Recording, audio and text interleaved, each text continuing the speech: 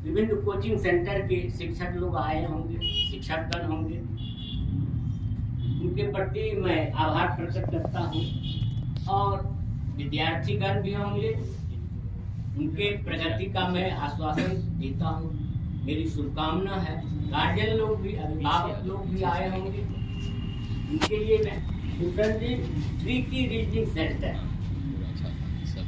पौराणिक काल में भी कोई जो कार्य होता था तो उसमें ट्रिक की बहुत आवश्यकता पड़ती। महाभारत काल में जरासंध नाम का बहुत बड़ा योद्धा था, जिन्होंने भगवान श्री कृष्ण को 22 बार युद्ध करके हराया और मथुरा से भगाने का प्रयास किया। तो जरासंध, जरा नाम की राक्षसी ने उनकी संधि की। वो 2 पार्ट में उनका जन्म हुआ था, इसलिए उनको फेंक दिया गया था। जंगल से जरा नाम की राक्षसी गुजर रही थी और उन्होंने ही उनकी संधि की, उनको दोनों को जोड़ दिया, इसीलिए उनका नाम जरासंध। तो क्या हुआ, महाभारत के युद्ध शुरू होने से पहले जब दुर्योधन जाते हैं, पहले अर्जुन उनके पास जाते हैं, पहले दुर्योधन जाते हैं। दुर्योधन जब भगवान श्री कृष्ण सैन्य कक्ष में थे तो दुर्योधन अपने को क्या कहते हैं, बहुत बड़े राजा, चक्रवर्ती राजा महसूस करते थे। तो वे भगवान श्री कृष्ण के माथे के निकट बैठे। ट्रिक से पढ़ाई होती है, हर जगह अब ट्रिक की जरूरी है। भगवान श्री कृष्ण भी ट्रिक से ही महाभारत युद्ध को जीत लिए थे, अर्जुन को विजयी बनाए। विभिन्न तरह की बातें आई थी महाभारत। इसलिए हम विद्यार्थी को कहते हैं, भूषण जी को, कि अपना उसी ट्रिक से, अपना अच्छी ट्रिक से चलाओगे, जिससे कि विद्यार्थी तुम्हारे यहाँ आए और विद्यार्थी यहाँ से कंप्लीट करे तो तुमको जस मिलेगा। हमारी ऐसी शुभकामना है। तो हम लोग भारत की धरती पर पैदा हुए हैं। भारत की धरती पर बगल से सर्वपल्ली डॉक्टर राधा कृष्ण मेनन का फोटो है, जिसका कि हम लोग शिक्षक दिवस मनाते हैं 5 सितंबर को। इनके लिए कहा जाता है from teacher to president of India. यही एक शिक्षक है जो कि राष्ट्रपति के पद, जो भारत का सर्वोच्च पद है, उनको ग्रहण किया। तो टीचर कुछ भी कर सकते हैं और अपने विद्यार्थी को कहीं भी भेज सकते हैं। यह टीचर में पावर है और किसी में ऐसा क्षमता नहीं है। दूसरा तस्वीर देखते हैं स्वामी विवेकानंद साहब का। स्वामी विवेकानंद तस्वीर से बहुत ज्ञान मिलता है। हम लोग के घर में अच्छे महापुरुषों की तस्वीर रहना चाहिए, जिससे बच्चों को ज्ञान मिलता है। स्वामी विवेकानंद साहब ऐसे पुरुष थे, जब ये गुरु के खोज में निकले। आप लोग सुनना चाहेंगे तो मैं सुनाऊंगा। हाँ, तो क्या कहते हैं कि मैं विषयांतर नहीं हो रहा हूँ, शिक्षा की बात कर रहा हूँ। तो स्वामी विवेकानंद साहब पहुंचे, बहुत गुरु देखे, पावापुरी गुरु, कौन गुरु को, रामकृष्ण परमहंस दक्षिणेश्वर मठ में तभी आराम कर रहे थे, उनके पास गए, उनको चरण स्पर्श किया। तो रामकृष्ण परमहंस बोलते हैं, नरेंद्र तुम कब आए? तो स्वामी विवेकानंद को यह महसूस हुआ कि मेरा असली नाम, बच्चे का नाम ये कैसे जानते हैं। महापुरुष जो होते हैं अंतर्यामी होते हैं, जिनको सिद्धि मिल जाती है, वो सारी चीजों को जानते हैं। तो तभी उनको विश्वास हो गया। तो कहा कि तुम्हारे ही खोज में मैं बहुत दिनों से तुम्हारा इंतजार था कि नरेंद्र आएगा, मैं उसको मठ का भार दूंगा। तो स्वामी विवेकानंद साहब कहते हैं कि पहले हमें यह बताया जाए कि ईश्वर को आपने देखा है? कहाँ? ईश्वर को मैं देखा हूँ, रोज में ईश्वर के दिव्य स्वरूप, ईश्वर स्वरूप से प्रकट होते हैं और उनका निराकार रूप भी है। तो उनके दिव्य स्वरूप को, माँ काली के दिव्य स्वरूप को मैं रोज स्नान कराता हूँ, भोजन कराता हूँ। ये ईश्वर की कृपा है। तो कहा कैसे विश्वास करें? तुम जाओ दक्षिणेश्वर मठ में, मंदिर के अंदर गए, मां प्रकट हुई दिव्य स्वरूप में। मांग, तू क्या मांगता है? मैं तुझे कुछ नहीं चाहिए, फिर भी मैं जब प्रकट होता हूँ तो कुछ मनुष्यों को दे के जाता हूँ, अपने भक्तों को दे के जाता हूँ। तो ज्ञान दो, वैराग्य दो, त्याग दो।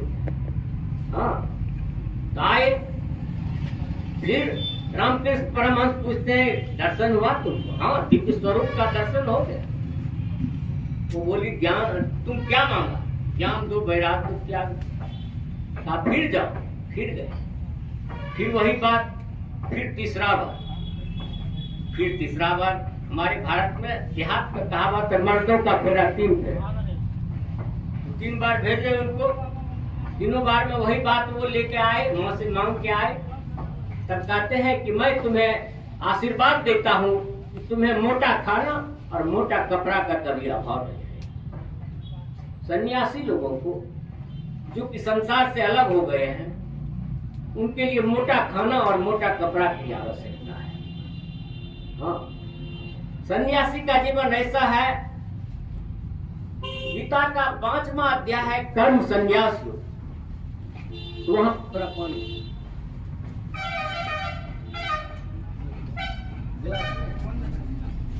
तो कर्म संन्यास, कर्माणि संगं त्यक्त्वा करोति यः लिप्यते न स्वपापेन पद्मपत्र विमांभसा।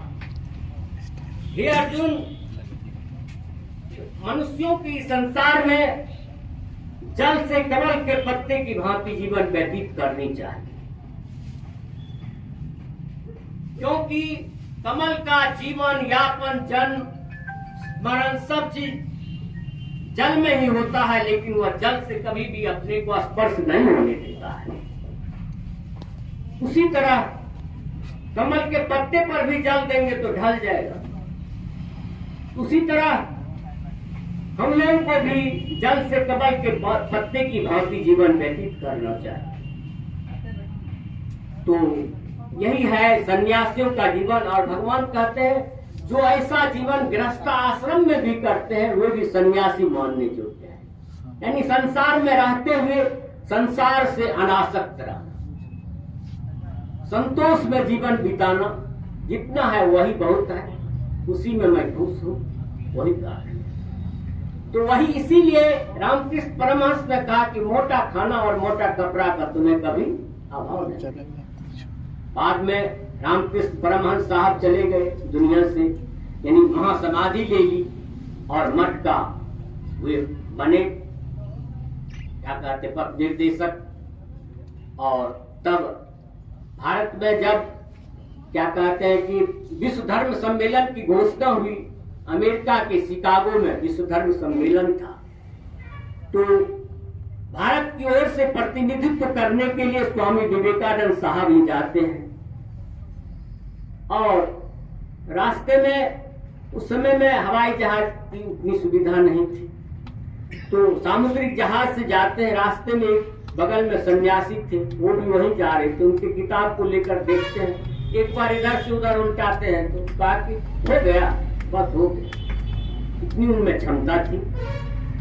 शिकागो जाते हैं तो उन्हें क्या कहते हैं कि प्रवचन देने का मौका नहीं दिया जाता है, लेकिन जिस अमेरिकन के घर में वो रहते थे वही अमेरिकन पैरवी करके तब वहां पर उनको ले जाते हैं। यानी अंतिम में मौका दिया जाता है या नहीं जाता, कोई ठिकाना नहीं। तो वहां पर यही हुआ कि भारतीय लोग धर्म पर क्या बोलेंगे, तो शून्य बना दिया गया।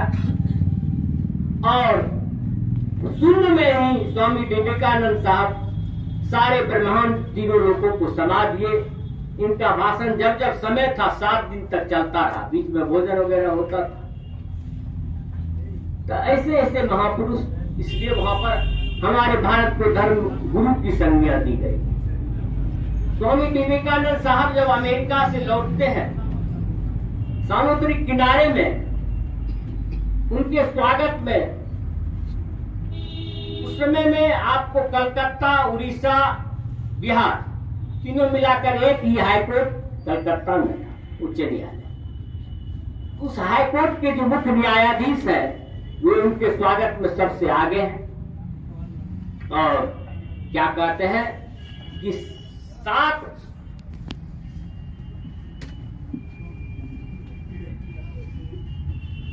हाँ हम कार्यक्रम ध्यान में थोड़ा तो लंबा हो जाता है, क्या करेंगे। फिल्मों का कभी कभी तो हाईकोर्ट के जस्टिस जो है मुख्य न्यायाधीश चीफ जस्टिस, वो कहते हैं स्वामी विवेकानंद साहब जिन्होंने भारत को धर्म गुरु की संज्ञा दिलाई, उनके रथ का वाहन या घोड़ा नहीं रहेगा, सबसे पहले हाईकोर्ट का मुख्य न्यायाधीश रहेगा जो दुनिया को न्याय देता है। यही हमारा भारत।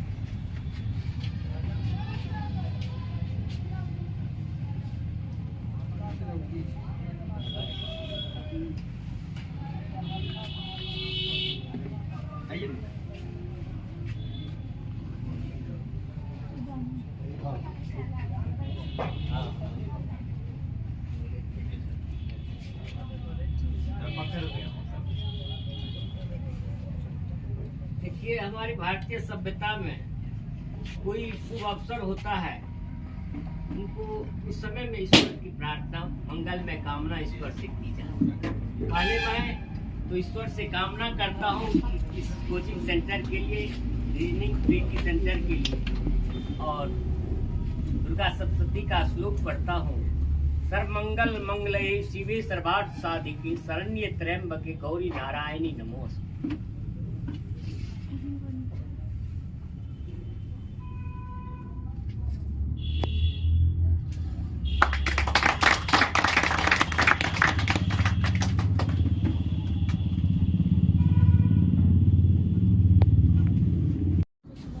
इस उद्घाटन सत्र के लोग कहते थे लकी सर जो अभी आपको गीता के पाठ पढ़ा रहे थे और उसमें गुरु की क्या महत्ता होती है उस पर बात कर रहे थे। इसके बाद सम्मानित कैलाश जी एवं अन्य अतिथिगण और इस कोचिंग के डायरेक्टर भूषण एवं उसके सहयोगीगण और उपस्थित इस सभागार में छात्र छात्राएं एवं अभिभावकगण। कोचिंग की एक अपनी माता होती है, लेकिन उस माता को जो सारगर्भित ज्ञान वाले शिक्षक होते हैं वही उसको सही ढंग से संचालित कर पाते हैं। वक्त के अनुसार जो समय मांग रही है उसके अनुसार अगर शिक्षक चलते हैं तो उनकी कोचिंग हमेशा चलती रहती है और अनवरत चलती रहती है। एक छोटी वाक्य है, ताला और हथौड़ा में जब विवाद शुरू हो गया तो उस बीच में चाबी आ गया, फिर जो है हथौड़ा चाबी से उलझ गया। तब चाबी के अनुपात में हथौड़ा बहुत ज्यादा बड़ा या लोहा का ज्यादा अनुपात वाला था। उसको अपने आप में यह घमंड होता था कि हम हथौड़ा है और इस मेरे सामने चाबी क्या है। दोनों के लिए ताला का ठीक है, आप लोग जो है सही इंसाफ पर जाए, झगड़ा मत करें और जो आराम से ताला को खोल देंगे वही सही जो है सारगर्भित ज्ञान वाले होंगे। हथौड़ा को अपना आप में जो घमंड था उसके अनुसार वो उस पर प्रहार करना शुरू किया। प्रहार करते रहा, ताला जो है चिपक गया लेकिन खुला नहीं। फिर जब चाबी की बारी आई तो चाबी जो है ताला को आराम से खोल दिया। तो हथौड़ा ने पूछा कि मेरे अंदर इतनी ज्यादा लोहा है फिर भी मैं ताला को नहीं खोल सका, आपने कैसे इसको खोल दिया? तो हथौड़ा को चाबी ने जवाब दिया कि महानुभाव, आप जो है ताला के ऊपरी भाग पर प्रहार कर रहे थे और उसमें भी जो है आप क्रोधित होकर के प्रहार कर रहे थे, लेकिन मैं ताला के दिल तक गया और उसके दिल को सहलाया और आराम से ताला खुल गया। तो गुरु वो होते हैं जो बच्चों में उसके मांग के अनुसार, उसके सोच के अनुसार उनके दिल तक जाते हैं और उन बातों को उसके अंदर तक रखने का कोशिश करते हैं, तब जाकर के वह उस बच्चे में निखार आती है और वह हर क्षेत्र में शिक्षक का दिया हुआ गुण के द्वारा हर क्षेत्र में, चाहे डॉक्टर हो, इंजीनियर हो, कलेक्टर हो या जो भी क्षेत्र है, सभी क्षेत्रों में वो अच्छा कर पाते हैं।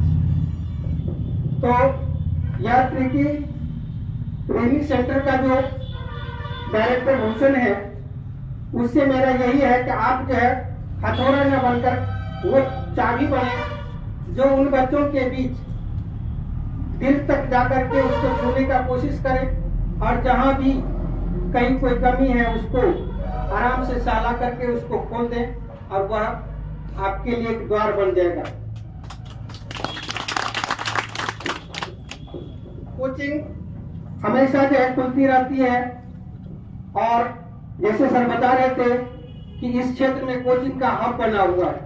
वास्तव में आप जब देखेंगे जिस रोज क्लास रहती है तो इतनी संख्या में बच्चे निकलते हैं, जब कोचिंग ओवर होता है तो लगता है कि मेला लगा है या कहीं बहुत बड़ी सभा से यह लोग सब निकल रहा है। और अभी तक हमारे सहरसा को जो है यह सौभाग्य नहीं प्राप्त हो पाया है कि इन कोचिंगों से इतनी ज्यादा क्या कहते हैं निखार वाले बच्चे जो है आगे आ सके।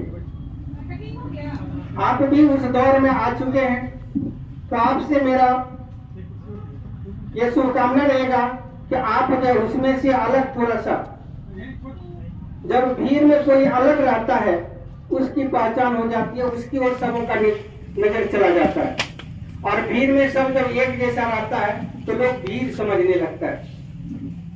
तो भूषण से मेरा शुभकामना भी है कि आप जब यह रणभूमि में उतर चुके हैं, इस क्षेत्र में आ चुके हैं, तो आप अपने अंदर जितनी भी अनुभव हम लोगों के द्वारा मिला है या अन्य रास्ते से आपको मिला है, उन सारे बातों को प्रयास करें 5 ही बच्चे में हम दे सके। और अगर दे देते हैं तो वही 5 बच्चा आपका जो है 50,000, 5,000, 10,000 के बीच जो है वह एक झुंड बन करके आ जाएगा। बच्चे कोचिंग में लेने की जरूरत नहीं पड़ती है जब आप में वो क्षमता हो तब। अन्यथा बहुत लोग को देखते हैं होल्डिंग बैनर, पोस्टर वगैरह वगैरह छाप करके जो पूरा शहर में जो है हम तो कहते गंदा कर देता है दीवार सबको। जो बहुत लोग जो है दीवार को उस पोस्टर को फाड़ करके और उस दीवार को साफ करते, बड़ा अच्छा से उन्होंने पेंट किया था और उस पर जब पोस्टर साट देता है। और उस पोस्टर का हमको लग रहा है कि कोई खास महत्व नहीं होती है। जब आपकी एक पहचान रहती है तो उसके द्वारा जो है आपके यहाँ बच्चे आते हैं। मैं भी एक कोचिंग चलाता हूँ, शायद मेरा कोचिंग का नाम जो है पोस्टर जो कहीं नहीं देखे होंगे आप लोग। और बच्चे सब भी कहते हैं कि सर कोचिंग के नाम से हम नहीं जानते, कोचिंग का नाम तो भूल जाते हैं, रामविलास सर ही कोचिंग समझते हैं। तो मैं बहुत ढेर सारी दुआ देते हैं कि आप भी उसी तरह के बने कि कोचिंग पीछे छोड़ जाए और भूषण सर का नाम जो है छा जाए। अभी कंपटीशन का दौर आ चुका है, हर क्षेत्र में कंपटीशन हो गया है। कोचिंग में भी आपको कंपटीशन करना होगा, उसके लिए आपको नए से नई ट्रिक जो है अपनानी होगी और उस ट्रिक के द्वारा जो है आप बच्चे को ज्यादा से ज्यादा जो है लाभान्वित करने का कोशिश करेंगे। आपका एक ही एम होना चाहिए कि हम बच्चे को अधिक से अधिक किस तरह से निखार सके। जब ये आप में आ जाएगी फिर आपको जो है किसी के कहने की जरूरत नहीं पड़ेगी। यहाँ तक कि कभी कभी आपको जो है बैच में एडमिशन बंद करना होगा कि इसमें अब जगह नहीं है, आदित्य हम कहते बेंच टेबल नहीं लगा पाएंगे, इसलिए आप लोग जो दूसरा बैच में आने का प्रयास कीजिए, या हम नहीं ले सकेंगे, अब हमारा सारा बैच फुल हो चुका है, ये स्थिति आ सकती है। बशर्ते कि आप में यह धैर्य, निष्ठा और कर्तव्य के प्रति हमेशा सजग रहना होगा। तब वैसे नाम जितना सुंदर है, इसका अगर सदुपयोग किया जाए तो आने वाला कल जो है आपके लिए बहुत बड़ा उज्जवल भविष्य लेकर के आएगा। हमेशा लोग यह चाहता है कि हम अच्छे कैसे बन सके, या हम जो है ज्यादा से ज्यादा जो हमारे यहाँ बच्चे कैसे हो सके, उसके पीछे अगर आप जाएंगे तो लगेगा कि हमको अपना कर्तव्य करना चाहिए, हमको जो है सही दिशा बच्चों में देना चाहिए, ताकि आपका जो है बच्चा ऑटोमेटिक अपने आप जो है आपके बीच आना शुरू कर देगा या आपसे संपर्क करना शुरू कर देगा। सही मायने में आज का जो वक्त है वह कोचिंग को बहुत ज्यादा जो है महत्व दिया जा रहा है, इसलिए करके कि हमारे यहाँ की जो शिक्षा व्यवस्था है, अगर आप स्कूल से पढ़ के कुछ करना चाहेंगे तो संभव नहीं हो पाएगा। उस दौर में कोचिंग का बहुत ज्यादा महत्व है, और हम देखते हैं जब 3 साल 4 साल का बच्चा हो जाता है वहीं से जो ट्यूशन कोचिंग शुरू हो जाती है। अब तो उससे भी छोटा में शुरू हो गया प्ले स्कूल। नहीं, नवजात बच्चा को देखते हैं पालना स्कूल में दे आता है और फिर शाम को जो है वो बच्चा को लाने के लिए जाता है। तो देखिए कितना समय जो आगे बढ़ चुका है कि जिस बच्चा के लिए माँ को खेलने खिलाने या उसकी सारी देखभाल के लिए जरूरत होती है, उस बच्चा को जो है पालना स्कूल में दिया जाता है। तो समझ सकते हैं कि कोचिंग का कितना ज्यादा महत्व है। इसलिए करके ये जो खोले हैं इसके लिए बहुत ज्यादा शुभकामना है कि आप जो है एक शुभ काम करने जा रहे हैं, और इसके साथ आपकी जो कमाई होगी वो अपना जगह पर है। बहुत सा ऐसा काम आपके द्वारा यहाँ होगा जिससे समाज को बहुत ज्यादा फायदा होगा। कुछ ऐसे बच्चे भी आएंगे जिसके माता पिता के पास जो है उस ढंग का आर्थिक क्या कहते हैं सहयोग की बातें नहीं होगी, या वो आर्थिक रूप से कमजोर होगा, वह बच्चा भी आपके बीच आएगा। अगर उसको आप सहयोग कर देते हैं तो समाज को बहुत बड़ा जो है सहयोग मिलेगा।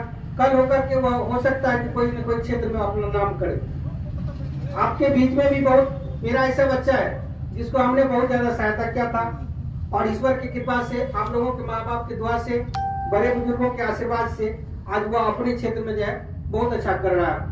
बड़ी खुशी होती है जब वह अपने क्षेत्र में सफल हो रहा है। इसलिए भूषण को फिर से ढेर सारी शुभकामनाओं के साथ मैं अपनी बात को ऊपर समाप्त करता हूँ। जय हिंद, जय भारत। बहुत बहुत धन्यवाद सर। आगे हम संगीत से पूरा आएंगे,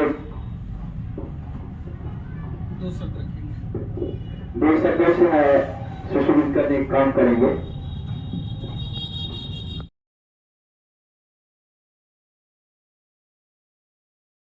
वीडियो बने चलेगी।